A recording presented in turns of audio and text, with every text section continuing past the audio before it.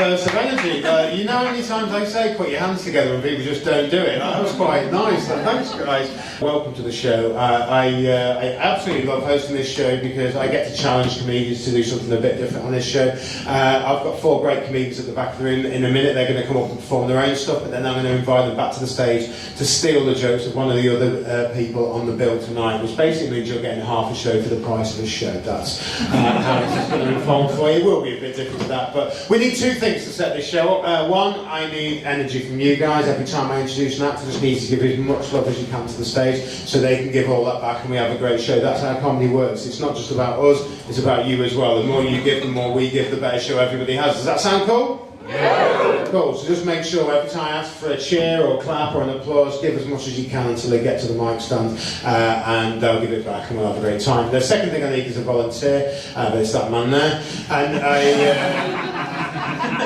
And people love the fact that I don't wait for volunteers. What's your name, fella? Jed, nice to meet you, Jed. You haven't got to do anything amazing or anything, you just literally got to help me set the show. I'm going to introduce the actors to the show, and Jed, I just want you to choose who steals from who tonight. Would that be cool with you? Oh, yeah, cool, yeah, good. It's into that now, isn't it? Yeah. And you also have to come up and do 5 minutes yourself. In the nude. But no, it's weird that you're up for it. Drink the rest of your drink, you'll need it. No, I'm joking, you just got to do the choice. I'll introduce the actor so he can do the pairing, and the reason I've asked him to do that is so that you know we haven't prepared the show in advance. Nobody on this show knows who they've got to be until Jed decides in a minute, and we've never met before, have we, Jed? We're not friends, are we? I've not planted in there to make this decision for me. He's not my friend, I've got no friends. I've never even had a best friend. Even my dog wants to see how things go, you know, like, how it is with me. So Jed, also you look like a very happy guy, Jed. You look like a nice man. He's not my mate. Listen, guys, so Jed can do the choosing. You guys need to put your hands together and welcome all the acts to the stage. So please, put your hands together. Raise your roof for Ismael, Loutfi, from Ross Leslie, from Jake Baker, and from Adam Greene, everyone!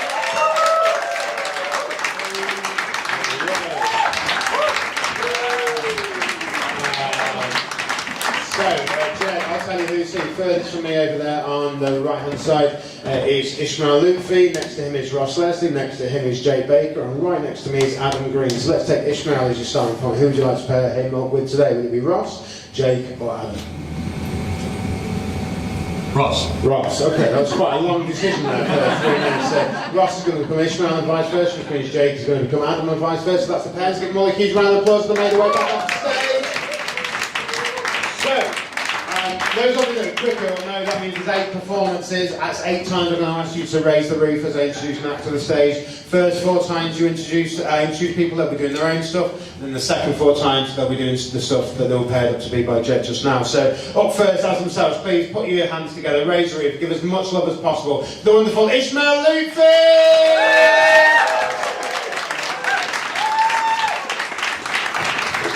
What's up?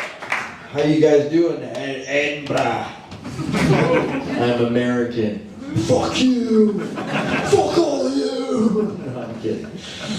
It is interesting to be here because everyone's pretty nice. People are sweet. People take flyers in Scotland. I've been seeing that happen. People, they take the flyers. It's crazy. You guys, your hands are like, you're like Lego people. You're ready to, thank you, it's so cool. Americans are fists for like action figures. We're a fucking bunch. Can't give a flyer to an American. We're full of hate. I'm full of hate. I was at a comedy show a few months ago watching this comedian that I hate. And I turned to my friend and I said, I hope he gets fucking killed tonight. And then I looked up and I realized it wasn't my friend, it was a random man. This is how I know Americans are insane. I said that to a random man, and he said, hell yeah. He was on board. He was like, let's kill together. I'm 32. I'm excited to get older. I think millennials are going to be good old people. Yeah. Yeah, man. Because the old people we got now, they gotta go. Today's olds are dog shit. God bless you, man. But for the most part, they're just gonna go. They talk about the good old days, and then they say the worst thing you've ever heard in your entire life. Oh, the good old days, we used to beat up the disabled kids. We used to kick around a Vietnamese boy. Why are you happy? That sounds awful. Millennials, we're going to be good old people, because by the time we're old, we're going to have witnessed the collapse of Western civilization. Yeah, we're going to remember the good old days. We're going to see this whole thing just crumble under the weight of capitalism and global warming. We're going to remember, we're going to tell our grandkids, we're going to go, oh, the good old days, there used to be trees, and there was water, it was like air you could drink, and there was voting when I was a kid. You could vote every few years, you'd pick between a couple different pedophiles. Always the worst pedophile would win somehow. I don't know how that always happened. And then our grandkids will look up at us and they'll go, Shinmei, which means what in Mandarin. You gotta learn Mandarin, that's the only thing. That kind of sucks. I'm on board with that too. Yeah, we got Trump in my country. He becomes president every once in a while. Just the fact of life. You're American, Trump's gonna be president eventually, if he's not already. And I don't like him, you know. He does give good compliments. Nobody gives him credit for that. It was Keir Starmer, he doesn't give compliments. That fucking weirdo. Trump, he'll go on stage, if he thinks you're strong, he'll say it. He'll tell the world, he'll go, Bobby is the strongest man I've ever seen in my life. He'll fucking say it. Biggest biceps I ever, it's kind of crazy. Like, I hope I never meet him, because I hate him, but if I met him and he complimented me, I'm in. None of us are strong enough to withstand a Trump compliment. Sometimes when I'm in a bad mood, I imagine him giving me a compliment. Imagine him up there. He's got a beautiful head of hair. He's got a beautiful Arab Chalamet. Arab Chalamet. I go, stop, Donald. That's not true. Anyway, I'm divorced. I'm single. Anyone else single or divorced or some shit? Yeah, it's all right. I fuck a little bit. I don't know if I'm good at it. I'm very quiet. I'm silent when I fuck. I'm like a good Uber driver. I'll say your name once. Christina, and then I get to work. That's what I do. Got one AirPod in the whole time. Women say a lot of shit. Women, they be saying like, come for me. You have that here? Yeah, come here. They say come for me, and I get hurt when they say that, because all that means is that they're bored. They're telling the man, come. Oh, you want me to do the part where I'm done? You want me to leave the apartment? That's what you're saying. Don't come. That's hot. If a woman says don't come, that means they're having a good time. But even that could be kind of mean. Like if they say it when you're just making out or whatever. I was dating a girl, this is why I don't like being single. I was dating a girl named Hank. H-A-N-K, Hank. The fuck is that? She was a cute brunette from Tennessee named Hank, and we would fuck. And she would say, say my name, and I would go, no. And I'd introduce her to my friends, I'd go, this is Hank. And they'd go, is she trans? As if that makes any sense. Is she trans? That doesn't make any fucking sense. That she would have transitioned, gone through this hardship emotionally, physically, in this climate, and been like, I'm keeping Hank. That doesn't make any fucking sense. Have a good night. Bye.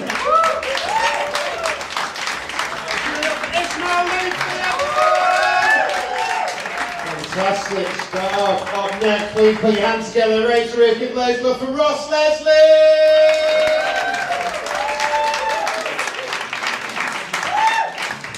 Yeah, how you doing? You alright? Good. Yeah. Very different from the show. Okay, so I am a Scottish person, which you know by looking at me. It's a very Scottish look, an overweight bald man with a ginger beard. Like we kind of all look like this in a way. I can unlock 4 of my friends' phones with Face ID. Straight in there. And my sisters. It's a very Scottish look.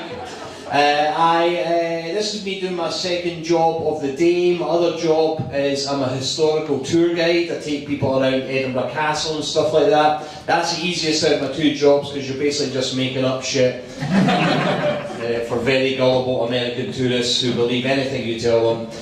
One time I walked past an old school. It was like, guys, this is where Shrek went to school. And a woman from Texas definitely believed me. She was like, oh my God, what happened to the swamp, sir? I was like, I don't know, climate change, get back on the bus, please. The only thing I prefer about being a tour guide to a stand-up is being a tour guide allows me to wear a lanyard at work. Now, I fucking love wearing a lanyard. It's pretty much my favourite thing about being alive. It makes you feel amazing when you've got one. If you don't know what I'm talking about, it hangs around your neck. It's got your door entry, your credentials, sometimes a little photograph of yourself in case you forget what you look like during the day. That's me. And you feel empowered, and you get away with things as well. And I know that for sure because at last year's Edinburgh Festival, I was in a dressing room with another comedian, and a guy with a lanyard walked into that dressing room, took the 2 iPads that were sitting on the table, and then just fucked off with the iPads. And me and my friend did nothing about that because he was wearing a lanyard. You can buy them on Amazon. I could be sitting in my living room, and a man with a lanyard could walk into my living room and start shagging me, and I'd have to say to my wife, look honey, let the man do his job, you know. This must be official. I think he's from the council. Maybe take the kids upstairs. Don't need to see that shit. I am a parent. Give me a cheer on the parents in the room. Cool. Some noises from over here. How many kids you got? One. That's rookie numbers. I've got 4, which is too many. It is a high number of kids. I normally ask if an audience can match or beat that number. I asked that one time doing a gig in Newcastle, and the guy just shouted out, yeah, I can beat your 4 kids. And that was the end of his sentence. Don't need to help with that, I'm absolutely fine. But it's because of the lights I can't see the person who's got 1 kid. How old is the kid? 10. 10. Did you have a gender reveal? No, okay, I'm not a prick. Okay. Give me a cheer if you've beaten a gender reveal. Okay. That was embarrassing. Gender reveal parties, we know how it works. I've never had one because I'm not an arsehole. If you don't know what it is, I'll explain it. It's where a very boring couple who've got nothing else going on in their life. The kind of couple that eats a chicken korma at the Indian, like that with plain naan, like that couple, a jug of water just in case, they go on holiday to Dubai, that couple, you know them. They invite all their friends and family around to their house or garden to reveal the gender of their baby, and they do it using colours. If they have a boy, they make a blue thing that happens. If they have a girl, they make a pink thing that happens. Now, I've only ever been to one before. It was somebody from my wife's work. I didn't want to go to it, but she made me. And I did what I normally do in situations I don't want to be in. I just went in a huff. I didn't speak to a single person at this party. I was just using their Wi-Fi to check wrestling news on my phone, eating their food. What I didn't know was happening at the party was the dad at the party was going to find out the gender of his baby for the first time as well. It's going to be a lovely wee surprise for him. But the dad was a big Celtic fan. If you're not from Scotland, you might not know, 2 big football teams in this country, Celtic and Rangers, big rivals. Celtic wear green, Rangers wear blue, and they were going to be having a boy, and his wife knew that under no circumstances he would allow anything blue to happen in front of him. So she made green balloons that came out of the wee basket, and I got asked to leave for congratulating them on having a leprechaun. Didn't know they were Irish, and I technically committed some sort of hate crime, I think. But me and my wife, we never had one. But partly because I'm colourblind. I'm like, oh no, a grey baby, that's going to be shit. And also, we have 4 sons. It's never a surprise when my wife gives birth. It's always a boy. I don't know what's mediocre sex produces boys, I don't know. But people aren't very strange. See, if you've got the one gender of kid, people say weird things because they assume that they might want a different one. Especially for us, between kids 3 and 4, people come up to me and my wife and say things like, do you think you might have another baby so you can have a girl? One day somebody said to me, are you trying for a girl? It's like, no, I'm trying to shag my wife here. Please leave the room, you know. It's I don't care what lanyard you've got in, this is highly inappropriate. You guys have been lovely, everyone else, let's say again.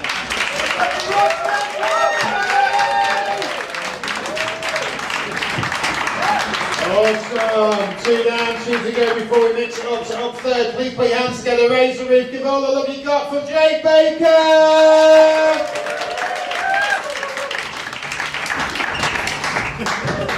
Okay, good. Fair enough. I'm in a good mood. I got my first review for my show. Do you want to hear it? Yeah. Okay, this is a review I got.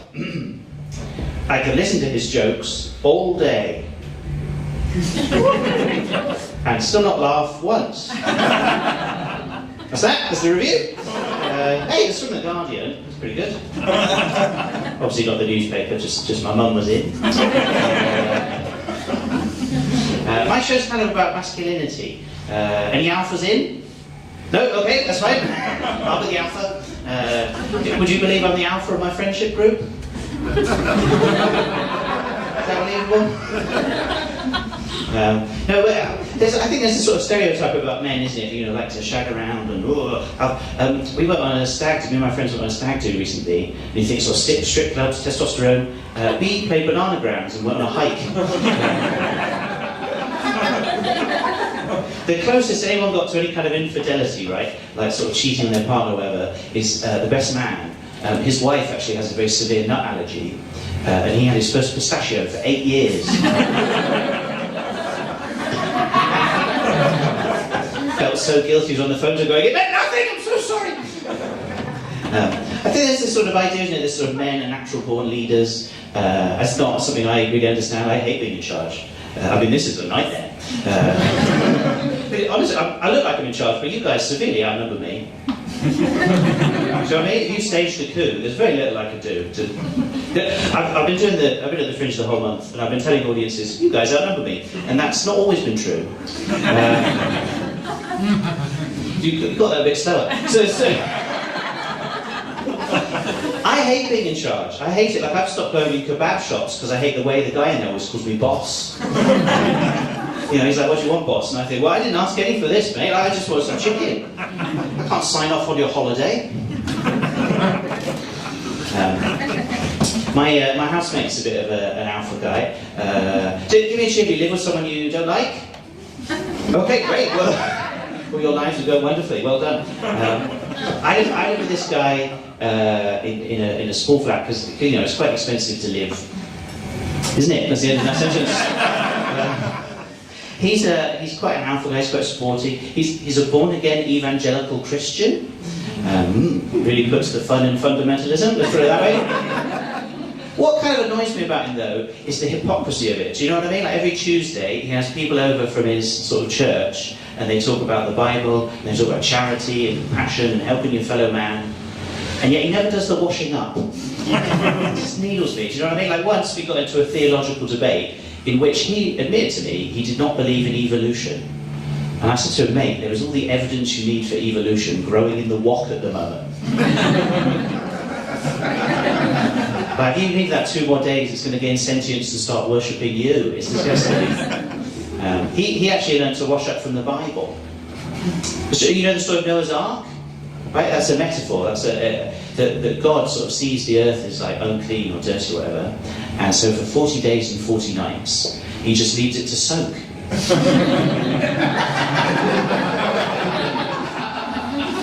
There does seem to be a slight delay. Are you guys all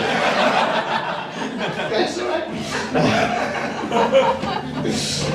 We have very different conflict resolution styles. Like, I've lost count of the number of times he's called me buddy. I'm more of a note writer. Like, I leave notes around saying things like, cleanliness is next to godliness.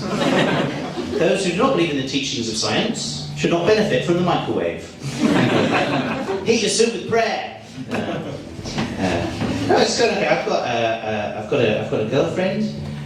which sort of gives me a new perspective on the kind of masculinity thing. I mean, as a man, I simply will never understand what it's like to be a woman in our society. You know what I mean? The pressures put on women, the over-sexualization. Like my girlfriend told me, she had to start taking the birth control pill when she was just 14 years old. Like, that is so young, right? In part, she said it was because she had quite bad acne. And I think that's a fundamental difference between men and women, isn't it? Because for a 14-year-old boy, severe acne is contraceptive enough.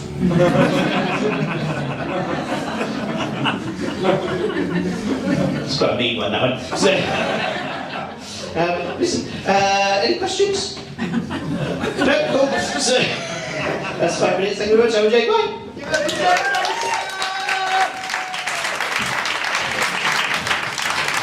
Awesome, we've got one act left before we get things up, so for the fourth time, put your hands together, raise the roof, give all the love you've got for the wonderful Adam Greene!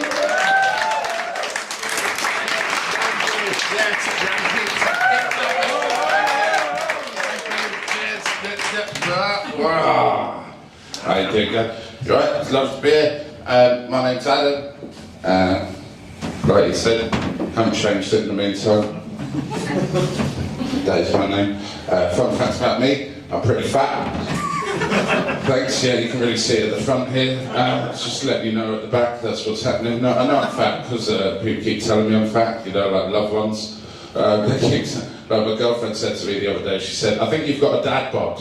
I said, well, it looks like I let myself go. She said, no, it looks like you've eaten my dad.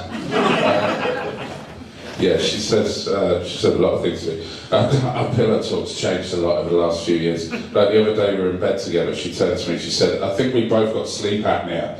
And I said, oh, I've heard you can get a grant from the council for that. And she said that was the sexiest thing I'd ever said to her. So, it's not a long list. Got a bit difficult flirting with her now, after a little while. Are you two a couple? Yeah, how long have you been together? 5 years. 5 years, bit of a while. Yeah? Enjoying it? Yeah. Yeah, cool, stick with it then. That's what you got to do. But like, flirting gets a bit trickier though, doesn't it, after a little while? Yeah, it does. Yeah, like when you just start out, you're like, huh? And they're like, yeah, and you just kind of plow on, but you got to be a bit trickier with it after a while. Like the other day we were in bed, she just left the room, and I thought, when she comes back in, I'm going to do a bit of flirting. And so then she came back in and she said, I've just had a massive poo. I thought, well, work with what you got. You know, that's what you can do. So I said to her, oh, nice and empty. And so, that didn't work. Don't try that one. I've got less good at picking up on when she's flirting as well. Like, not so long ago, I was getting in the shower. I said, I'm just getting in the shower. She went, oh, is that a hint? I went, yeah, don't use the water in the kitchen. Some of the flirting did work recently. It did work, and I was, you know, yeah. Do you know? You do. Yeah, good. So we were doing that, and it was going quite well. But then I turned to my left and I caught myself in the mirror, and I thought, oh Christ, I must have a great personality because it was bad, guys, and I looked terrible. I looked like 2 bags of meat joined together by an arse. Been trying a number of different things to try and lose weight. Cocaine's supposed to be slimming. That's a myth. Don't try that one either. Dieting, I tried dieting. Quite hard. You've got to learn a lot of stuff about dieting, and I'm not a great learner. Like I use words like learner. But one thing I can remember from dieting is, did you know a handful of cashews takes 3 times longer to digest than a chicken breast? That's nuts. Come on, it's only a bit of fun. Not got hurt, did they? I am using Ozempic now, which, if you don't know what it is, it's like this injection you have, right, and it stops you eating. What it doesn't stop you doing is drinking 12 pints every day, and it's amazing that I'm getting drunk as a schoolgirl because I haven't eaten in 4 days. They should put that on the ads. Maximise your drinking with Ozempic. People keep asking about the side effects of Ozempic, and there's a couple. I do little voms. That's my rap name now. I rap. And it makes you too trusting, although the guy who sold it to me said that wasn't a problem. It's quite hard to get Ozempic though, they won't just give it to anyone. There's a lot of hoops to go through, and I didn't fit through any of them, so I passed. It's been good losing weight though. I think it's been good for my mental health. Like not so long ago I was in the doctor's and he said, how's your mental health? I said, I was a bit up and down to be honest, doc. So he sent me for a bipolar test, which made me really happy. And then it made me sad. I went to the doctor's for this, I'll tell you about it and then I'll leave. But so basically, I turned up, it was at 1 p.m, turned up just before 1. Said to the receptionist, I'm here to see the mental health lady. She said, cool, sit down. There's no one else there. Got to about 20 past 1. No one was going in or out. I thought I'd just check. How does she know I'm here? And she went, oh, I can check. So she came back and went, oh, she said your appointment's at 1:30, not 1. I said, oh, that's weird. Because on the text I got, it said 1 p.m. She went, oh, that's even weirder. On our schedule it says 1 p.m. as well. And she looked at me like we just uncovered this conspiracy at the local GP's office. And I just stood there holding my phone. She's like, I don't know what to do. This could go all the way to the top. And so she just sent me in. And I caught the mental health lady off guard because she had a schedule up and it said Adam Greene, 1 p.m. So she was lying, which is a great way to start a mental health assessment. Gaslighting me. But she said, oh sorry, I was just writing up my notes from earlier, but I can save them and edit them later. And then she said, although I don't know how to do that in the new system yet, and she clicked her mouse 3 times and went, well, that's all gone. How can I help you? I said, I'm here for a bipolar test. She said, are you bipolar? I said, is that the first question of the test? No, I thought you were supposed to assess whether I've got bipolar or not. She went, fine. She get happy? I went, yeah. She went, she get sad? Yeah. She went, gonna need to send you for more tests. So, jury's still out on that one. They always say leave them wanting more, and what better way to do that than that tepid response to that last joke. So thanks so much guys, see you in a bit, cheers, bye. So like, we've seen all 4 acts of their own stuff, we're going to mix them up now and bring them back as each other, who they're paired up to be earlier. So up first, with the material of Ross Leslie, welcome back to the stage, Ismael Loutfi!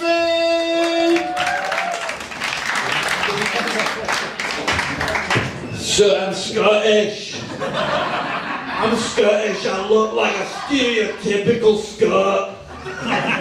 Which is real sad, because that means the stereotypical Scot is fucking ugly. I look like every character from Trainspotting put together, plus the dead baby. Mostly the dead baby, actually. It's gonna be this for the next 3 minutes, so fucking be cool about it.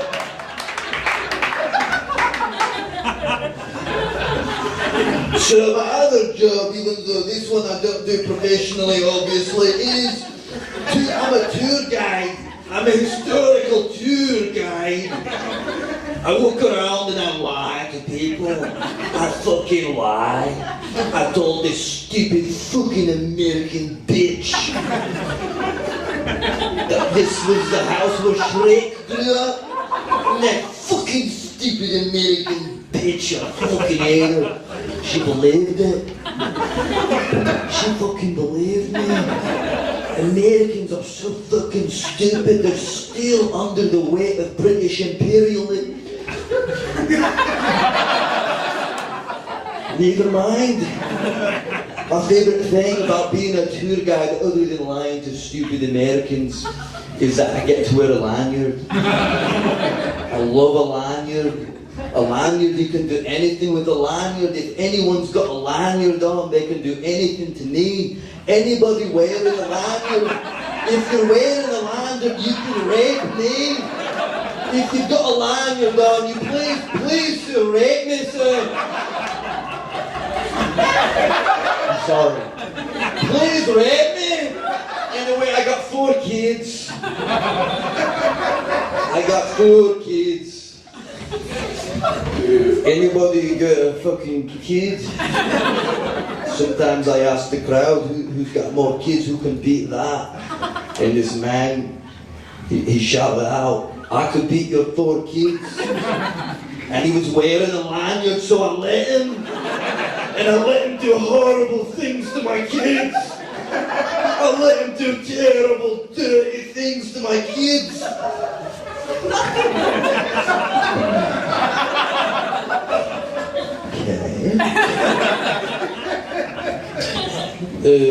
Gender reveal parties, they're a thing, you hear of those? Remember 2020? That was the whole thing then. Still talking about it. Have you really moved on from that sort of topical thing that wasn't really, it's not really relevant anymore, but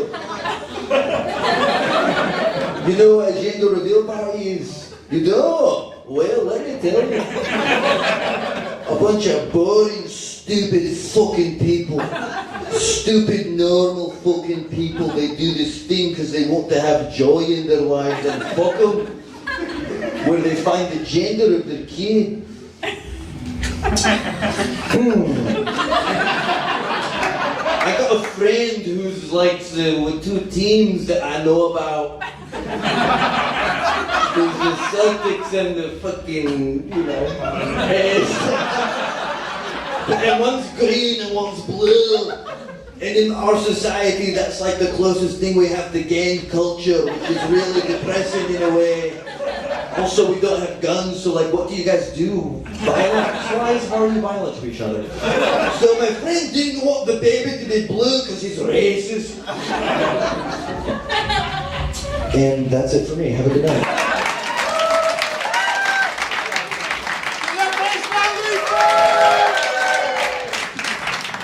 That was a better impression of Ross Leslie than Ross Leslie. Up next, the return match for that. This time with the material of Ismael Loutfi. Welcome back to the stage, Ross Leslie, everybody! I'm American!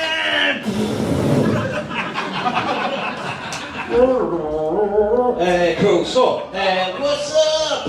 Edinburgh! Because you can't pronounce names because I'm a cunt.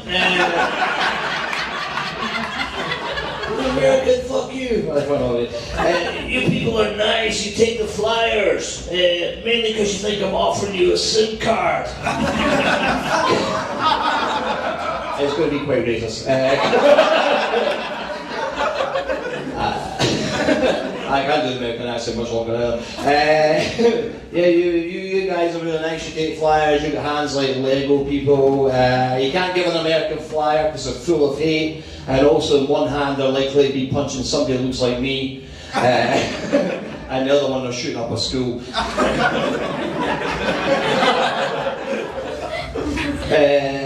I can't remember. You see, something about hope he gets. He was saying to your friend, I hope this guy gets killed tonight because I'm a terrorist. Just a random man, but that's what we do. We're quite indiscriminate with our attacks. This is really bad.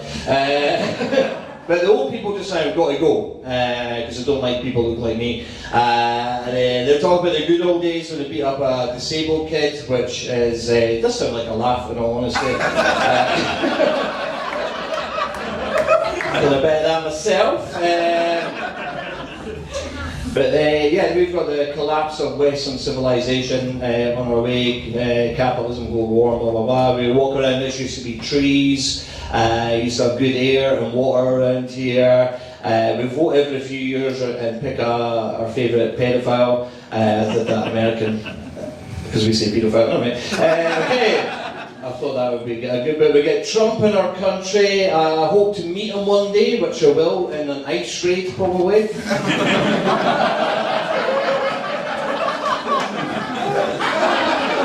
why I'm here.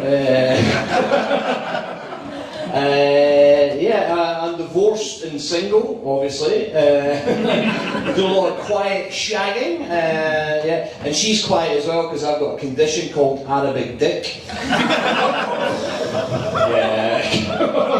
In my defence, Ismael will be up saying, say whatever you want. I don't think he meant that. Okay, good. Okay. I act like a good Uber driver because everybody in my family is an Uber driver.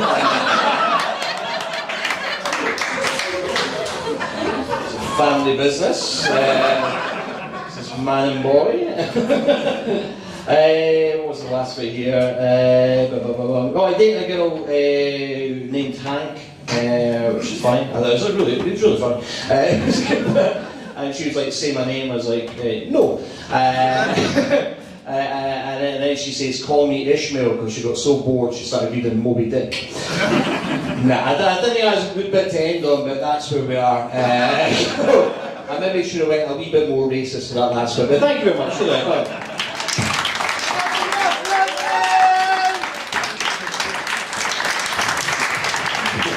Moby Dick reference at the end of the set in The Three Sisters. It just seems so ridiculous. No offence, guys.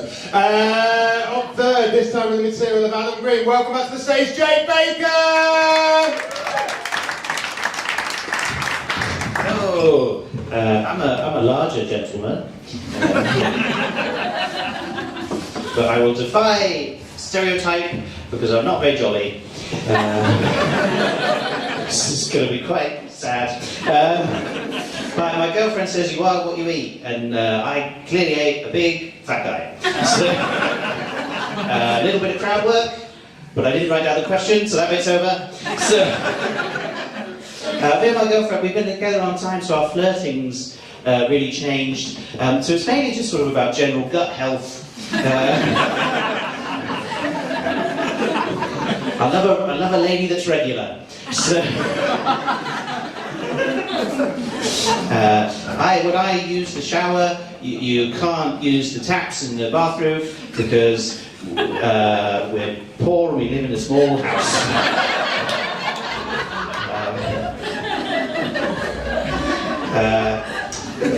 Food puns are nuts. No one but her. Except me. So I've started using Ozempic. It is not working. So,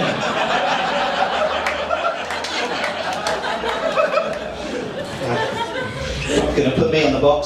So I drink too much. And I went to the NHS is in crisis, guys. Fucking hell.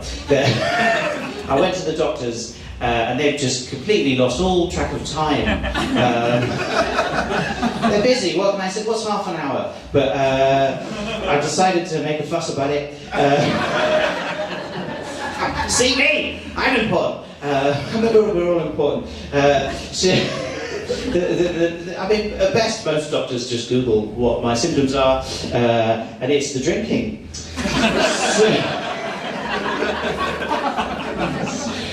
That's it. Thank you very much. Sorry, Adam.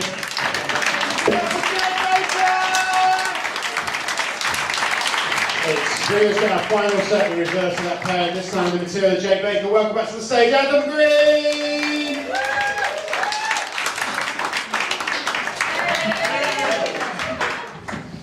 No, okay, fine. That's not a problem. Oh, okay. I got my first show review the other day. I could listen to his jokes all day and still not laugh once. That's from my mum. I got my first dating review the other day. I could have sex with him all day and still not come once. It's also from her. She's a busy woman, writing a lot of reviews. Any alphas in? Yeah, there you go. Would you believe I'm an alpha? I started using steroids and it is not working.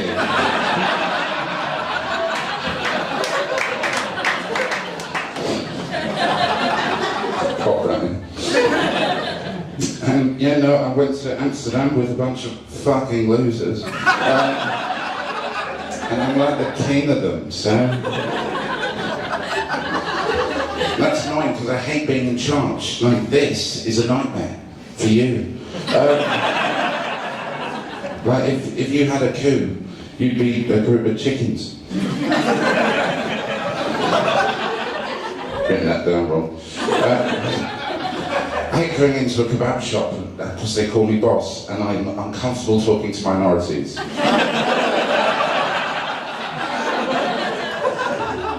I can't sign off your holiday. You're not allowed any. You know that. My housemate is Dick, by which I mean he's doing better than me in life. And bullies me using Jesus to do his washing up. He doesn't believe in evolution, but he has evolved to being bigger than me. So, he calls me Buddy. I skipped a bit there. And now on the final home stretch. I've got a girlfriend. I know that is mental. Yeah, no, it makes you really think about, you know, women. You know, femininity. Oh, it's different for men and women, isn't it? Society. Remember? Remember how that's different? Remember how it's not the same for you two? You're like there and she's there. It's mad. Like she's now had to start taking the contraceptive pill. Now she's turned 14. What kind of society is this? And she is covered in acne, and I love that. Okay, bye.